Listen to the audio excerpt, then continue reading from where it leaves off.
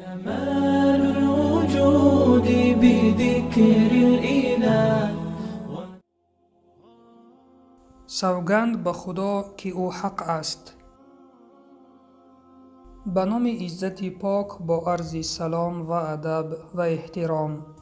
پس از صلح حدیبیه مسلمانان ناچار به مدینه قصد برگشت نمودند و به آنها بهره گرفتن از نسیم فرح بخش خانه خدا میسر نشد، یعنی آنها ادای عمره کردن نتوانستند به خاطر آنکه مشرکان به آنها اجازت ندادند. در این اثنا عمر ابن خطاب خداوند از او راضی باد از جای خود برخاسته به دل پرشور اندوه به سوی پیامبر خدا صلی الله علیه و سلم آمد.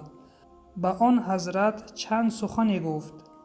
سپس به نزد ابوبکر خداوند از او راضی باد روان گشته و چنین گفت: ای ابوبکر، آیا این پیامبری بر حق نیست؟ ابوبکر در جواب عمر گفت: بله، بر حق است. سپس عمر پرسید: آیا ما حق و دشمنان ما ناحق نیستند؟ ابوبکر گفت: بله، چنین است. عمر گفت: پس برای چی در دینمان نقصان و خواری وارد می نماییم؟ منظور حضرت عمر خداوند از او راضی باد ترک عمره می باشد. ابوبکر خداوند از او راضی باد با خاطر جمع و باوری کاملی که به خداوند کریم داشت چنین گفت: ای مرد، در حقیقت او یعنی محمد صلی الله علیه و سلم پیامبر خداست و هرگز او به خداوند بنده عاصی نمی شود. خداوند او را نصرت می دهد. ابوبکر دوام داده گفت: ای عمر، تا دم مرگت در این خصوص دیگر دهان نکشا. سوگند به خدا که او بر حق است.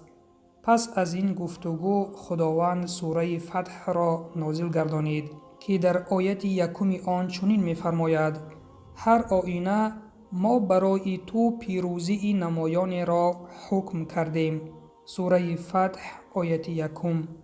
پس از نزول این سوره عمر خداوند از او راضی باد جانب پیامبر صلی الله علیه و سلم شتافت و در رو بروی رسول اکرم با احترامانه نشسته چنین گفت: ای پیامبر خدا، آیا این پیروزی است؟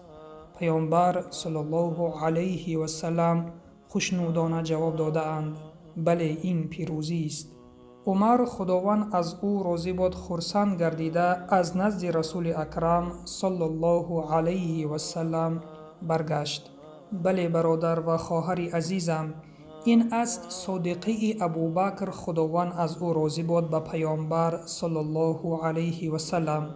در همه وقت ابوبکر صدیق خداوند از او راضی باد گفته های پیامبر را باور میکرد و میدانست که هر چی که او میگوید حق است و راست است. دست دعا به سوی الله برداشته دعا میکنیم که خداوندا ما را در دین خود و در عمل کردن به سنت های پیامبر صلی الله علیه و سلم مثل ابوبکر صادق بگردان. آمین.